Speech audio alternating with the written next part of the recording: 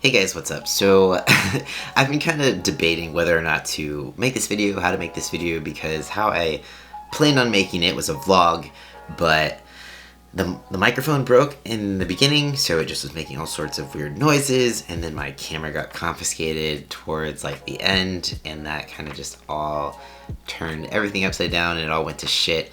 But I'm gonna do the best that I can to kind of tell you the story of it all, because I don't get the opportunity to talk about anything besides my dick very often, and my life isn't very exciting. So for this is for me an exciting event. So I decided I'm gonna do my best to tell you about it. So backstory before I get into this little adventure.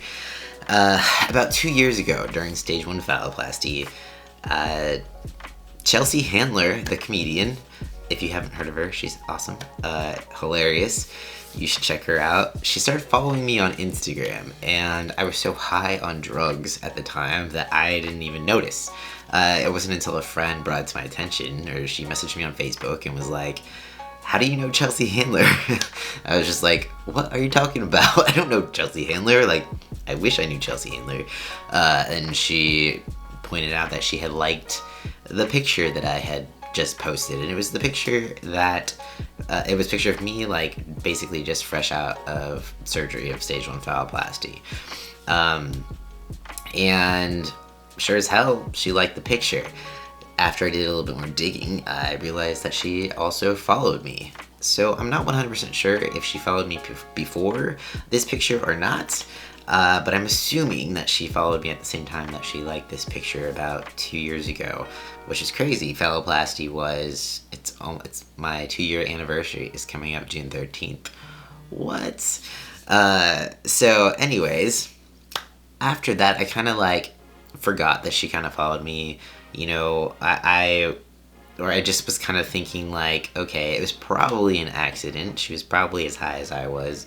At the time, I was on all sorts of pain meds, or like her dog stepped on her phone and accidentally hit the follow button. I don't know. Why would Chelsea Handler follow me? Like, no one? I don't know. So some months passed, and she liked one of my pictures, and I posted it to my story, and was just like, holy shit, like, she's still following me. Like, maybe it wasn't an accident. And she responded to that, actually, and said how she'd been following me for a while. So, like, it wasn't an accident. Holy shit. And then from there on, she would kind of occasionally like some of my photos. And then it came to my attention that she was writing a new book, which is awesome, by the way. You should check it out if you have not. It is very vulnerable and beautiful. So she was going on a tour, and this tour, the tickets were going on sale. She happened to be going to San Francisco, and they were meet and greet tickets. So, of course, this event turned into me wanting to know how and why she ended up following me on Instagram. So that is basically what this meet and greet turned into. So me and Calvin, June 1st, which was the perfect day, fresh off of Whole30, we were both doing it. We weren't able to like drink or have any sugar or any grains or anything fun, basically. So we got to, get a little buzzed and then have some sushi. and by buzzed, I mean like, oh my gosh, I made like the most horrible drinks, and it was because we were so poor and San Francisco is so expensive. Did you know that parking in San Francisco for one night is $70? $70. Anyway, so our drink of choice was vodka, because it's also happens to be Chelsea's drink of choice. Vodka and Diet Pepsi, because that's what was in my parents' fridge, and I'm pretty sure it's been in there since 1987. Anyways, we figured out the recipe for Robitussin. Yeah.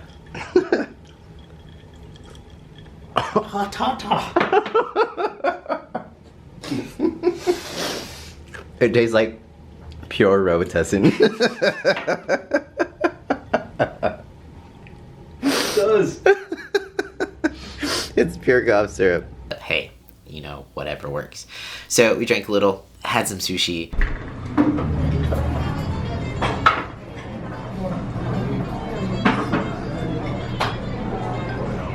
And went over to the venue.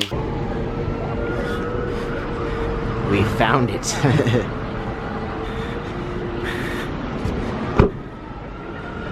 More search.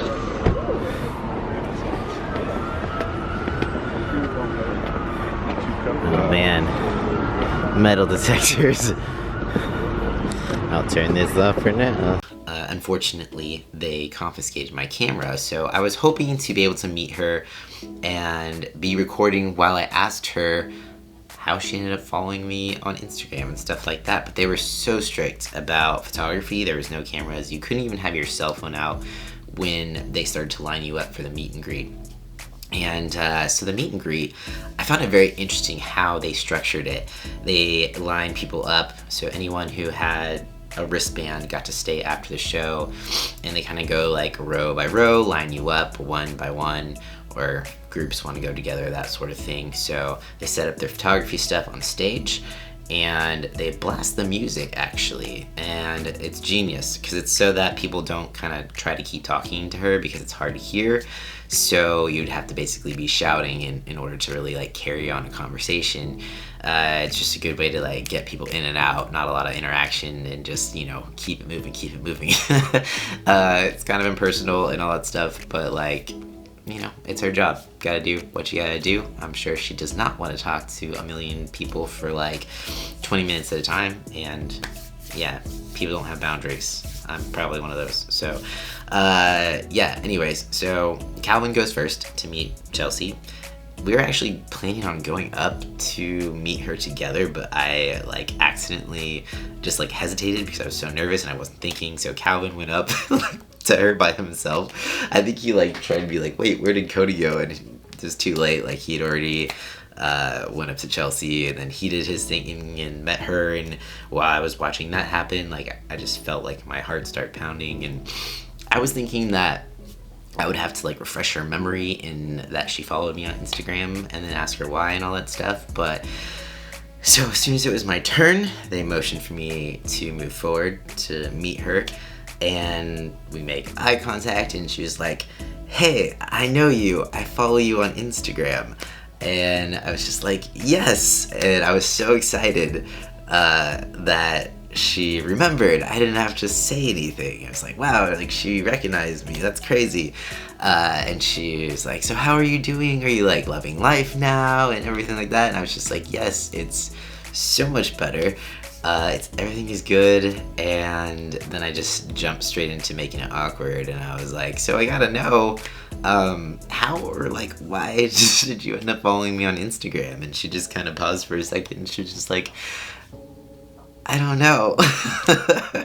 She's like, I think it was just like, oh, this guy is transitioning, he'll be good to follow, and like just started following me. And yeah, so basically the journey to figuring out why or how she decided to follow me is, you know, the verdict is I don't know, but I'm glad that she did.